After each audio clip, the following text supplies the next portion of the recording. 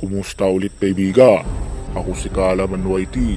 Ating pag-uusapan kung paano ka nga ba magugustuhan ng taong gusto mo. Kahit na sino pa yan. Kahit na sobrang ganda pa yan. Kaibigan, ano pang hinihintay natin? Tara na at simulan na natin.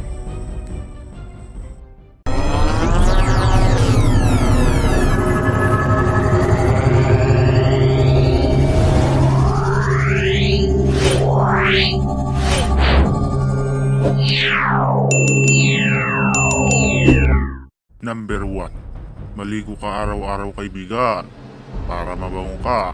Ganito kasi yan kaibigan. Oras kasi na di ka naliligo tas lumapit ka sa babae, malamang mababawat sa'yo yun babae. Tapos ang masakit pa dun lagi ka na niya iiwasan kasi kabaho mo kaibigan.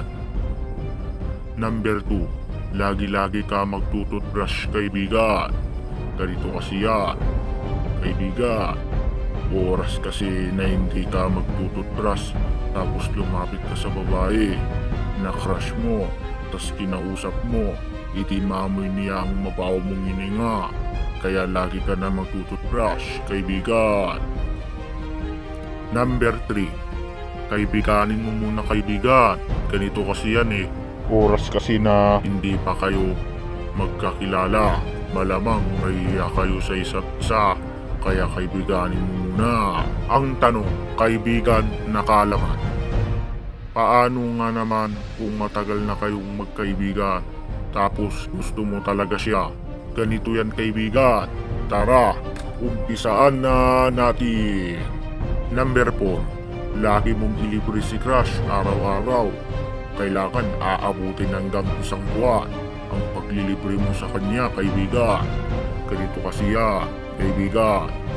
Oras kasi na lagi mong nililibre si crush, malamang lalambot ang puso niya sa'yo at mapapasabi na lang siya sa'yo ng ang bait mo naman o kaya naman thank you. Kaibigan, kapag nagawa mo na ito, pwede na siyang ma-inlove sa'yo kaibigan. Tara kaibigan, umpisaan na natin sa pinakamalupit na teknik.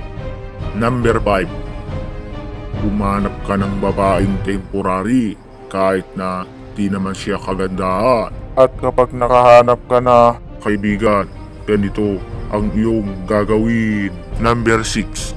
Bigla mong huwag pansinin si crush. Malamang may isip kasi ni crush na dati lagi mo siya pinapansin. Tapos bigla mo na lang siya hindi pinapansin kaibigan. Ipakita mo kay crush na may bago ka ng ibang kinakasamang babae. Tapos magugulat si crush na bakit may iba ka ng babae. Tapos may isip ni crush na may pabigay-bigay ka pa dati na mga paborito niya na pagkain. Kaya malamang magsiselos yun si crush kaibigan. At sa kasisilos niya sa inyong dalawa malamang matatawag na in love na sayo. Number 8.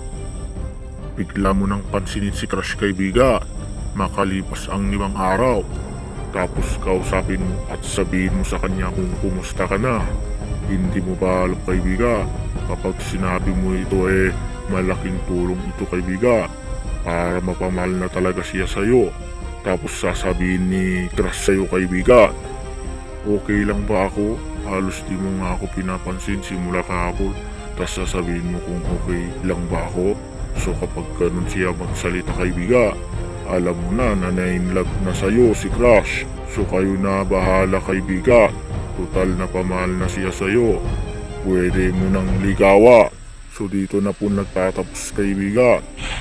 So nalaman mo na kung paano ka nga ba magugustuhan ng taong gusto mo. On this Kalaman YT, maraming salamat. Bye kaibigan.